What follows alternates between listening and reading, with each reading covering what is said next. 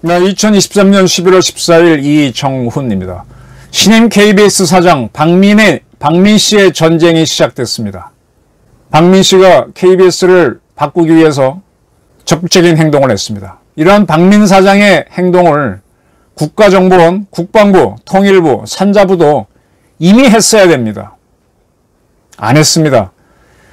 KBS는 진작에 정권이 바뀌었을 때부터 어떤 인사조치가 있어야 되는데 이제서야 박민 씨가 들어가서 합니다. 유심히 살펴볼 필요가 있습니다. 자, 이러한 박민 사장의 노력은 KBS 노조와의 싸움을 초래할 겁니다. 이 싸움에서 누가 승리할 것이냐.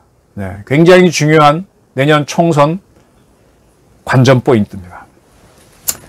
우선 KBS는 검언유착 오보를 했죠. 제가 이 방송에서 별도로 채널A 이동재 기자 사건을 뽑아내서 할 정도로 애초부터 무리한 보도였고 MBC가 무리한 보도를 했는데 그거를 또 KBS가 보강을 해준다고 나갔다가 아주 빼도 박도 못하게 걸렸죠. 오보를 많이 냈습니다. 박민 사장이 취임하자마자 이 검언유착 사건 보도, KBS의 보도, KBS 측하고 검찰하고 짜고 쳤죠. 이동재 기자를 몰게 해서 그거 보도. 그 다음에 장자연 사건 관련해서 윤지호 씨는 완전히 엉터리죠. 지금 캐나다인가 어디로 도망가 있는데 자기 나라로 돌아갔죠. 윤지호가 사실인 것처럼 마구마구 방송한 죄가 있죠. 지금 다 잊어먹었죠. 조선일보 사주하고 무슨 관련이 있는 것처럼 조선일보 잡으려고 길을 썼죠. 자기 목적을 위해서 팩트를 이용한 자들입니다. 아까 검언유착 이동재 기자 잡으려고 한 거, 동아일보 기자, 채널A 기자 잡으려고 한 것도 역시 제 목적에 충실해서 팩트 파인딩을 제대로 아는 기사였죠. 그 다음에 지난 재보궐선거 때, 지방선거 때 오세훈 씨 당선될 때 오세훈 시장이 청계산 어디 가서 생태탕 먹었다는, 아니 솔직히 저는 일주일 전 것도요 다 기억 못해요. 어디 적어놓거나 어디 하지 않으면 하도 사람 많이 만나고 이것저것 하다 보니까 몇 년 전 거를 어떻게 철저하게 기억합니까? 그래서 저는 옛날 기억 이렇다고 쭉 하는 사람 들을 때는 그냥 옛 이야기 하는구나 가볍게 들어요. 기본적으로 소설 읽을 전제로 하고 듣습니다. 메모를 갖고 오고 증거가 있으면 좀 유심히 보지. 근데 이거를 그렇게 KBS가 공영방송이 떠들어 진짜 기자 공부도 안 된 사람들이지. 그 다음에 신앙림 사건, 김만배 녹취를 토대로 엉터리 보도한 거, 사기. 그거를 KBS가 이재명 당선을 위해서 대선 직전에 집중 보도했죠. 이 네 건을 박 사장이 거론하면서 대국민 사과를 했습니다. 사과만 하고 그냥 넘어가면 안 되죠. 쳐야죠.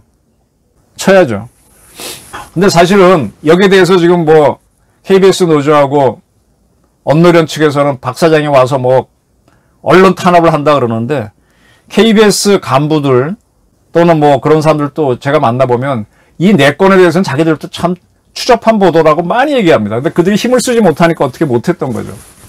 또 하나 본다면 손에 피를 묻히기 싫어서 못했고, 또 하나 더 의심한다면 그 사람들이 힘을 쓸 수 있는 자리로 못 가고 다 밀려난 자리에 있으니까 어쩌지 못하고 이건 진짜 문제다 이러고만 있었던 건데, 박 사장이 가면서 이걸 사과를 하고 이러한 것들과 관련된 사람들에 대한 책임을 물었습니다. 잘했어요. 쭉 자료를 보니까 우선 국민한테 사과를 한 게 굉장히 잘했고요.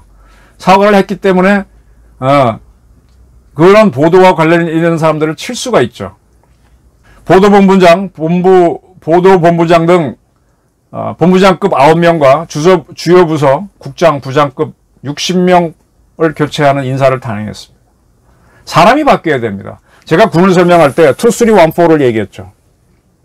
맨 처음 무슨 일을 하겠다라고 하게 되면 가장 중요한 게 정보입니다. 2, 그 정보가 2입니다. 3, 그 다음에 그걸 갖고 작전을 짜요. 작전을 짜고 난 다음에는 그 다음에 이거를 어떻게 할 것이냐 이제 인사가 하게 되고 마지막에 군수가 들어갑니다.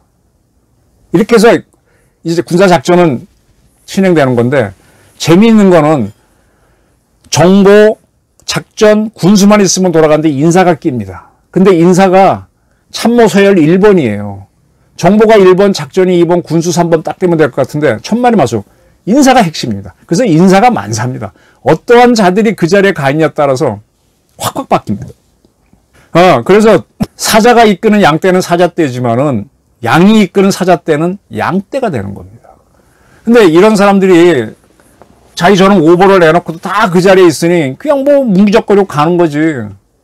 봉급은 나오고 아무도 치지 않는 거죠. 그리고 이렇게 이제 인사이동을 하고 난 다음에 그 다음에 각 본부별로 문제 있는 사람들은 어떻게 하라라고 하니까 주진호도 날리고 뭐 했습니다. 주진호는 이제 어디 가서 뭐 내가 잘렸다고 떠들고 있는데, 아니 그가 지금까지 허위 방송한 걸 보게 되면 그런 얘기 나와요? 이게 너무 칼질이 덜리다 보니까 자기들이 언론 자유를 갖는 거야. 이 KBS는 메인 뉴스 앵커도 교체하고 싹 교체를 해 들어갑니다. 이렇게 확 바꾸는 노력을 했었어야 돼요. 물론 이게 이제 어디까지 가느냐, 이제 부장급까지 갔으니까 주요 부서. 그 다음에 이제 또 이걸 총대를 맸던 기자들이 있을 거 아닙니까? 간부도 있지만 실행은 행동대원. 그런 친구들을 하게 되면 이제 노조가 일어나겠지. 부장급까지야 뭐 노조 활동이 약하니까 가능한데 이 싸움이 벌어질 겁니다. 이 싸움에서 박민 사장이 밀리면은 KBS 개혁은 어려워지죠. 이제 언노련이 개입해서 KBS에 세 개 노조가 있잖아요.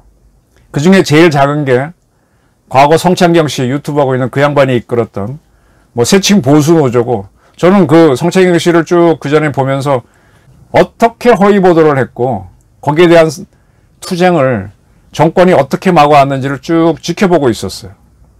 그리고 진실과 미래위원회를 만들어서 그 세력들이 어떻게 자기 세력이 아닌 사람들을 쳐내가면서 문재인 정권에 붙을 수 있는 사람들을 요직에 앉혔고, 그리고 허위 보도를 만들었는지 그 과정들을 저는 쭉 봤습니다. 보고 있었습니다. 이제 그렇게 자들이 잘리게 되니까 이제 저항을 하겠죠. 자기들이 옳다고. 근데 아까 말한 제3노조는 KBS에서 소수입니다. 이거를 박민 사장이 이겨내야 되죠. 지금 이동관 방송통신위원장은 뭐 탄핵은 안 됐지만 탄핵 일부 직전에 몰려 있습니다. 이제 거대한 싸움이 시작된 겁니다. 박민 사장이 잘 해야죠. 개인적인 약점도 없어야 되고. 일단은 지금 수신료하고 전기요금하고 분리됐기 때문에 수신료가 돈이 덜 거치니까 사원들은 빼고 임원들의 급여를 30% 삭감하겠다라고 들어갔습니다. 그리고 이제 명예퇴직시키겠다. KBS 가보면요, MBC도 직원이 많고요. SBS가 제일 적을 겁니다. 이게 민간기업이 하는 거랑 공기업들이 직원들이 차이가 확 나요. KBS는 진짜 조직이 방대합니다. 그래서 이런 얘기를 하죠. KBS에서 물 먹고 쫓겨나면 어디 저 숨을 데가 많다고. 동아일보나 조선일보는 조직이 안 크기 때문에 숨을 데가 없어요. 그래서 한번 좌천되면은 그냥 기회가 없습니다. 이쪽은 그냥 한번 잘못되면 그냥 저기 끝까지 처박혀 있는데, 저쪽은 저기가 숨어 있다가 눈에 안 띄는 데 있다가 다시 나와. 그 정도로 인원이 방만합니다. 명예퇴직 시키겠다 그랬습니다. 줄여야 될 겁니다. 조직을 장악하려면 인사부터 장악을 해야 되고, 조직 개편을 해야 되고, 그 다음에 내용을 바꾸는 작업을 축축 들어가야 돼요. 박민 씨 같은 경우는 신문 기자를 했던 사람이고 문화일보 국장을 한 사람인데, 방송을 얼마나 할까라는 우려는 있습니다. 상당히 우려는 있어요. 근데 어쨌든 지금 나는 노선은 맞습니다. 부디 KBS 개혁에 성공하기를 바라고, 사입이 엉터리 보도한 기자들은 과감하게 쳐내는 작전을 성공하기를 빕니다. 그의 뒷심이 있기를 기대하는 바입니다. 감사합니다.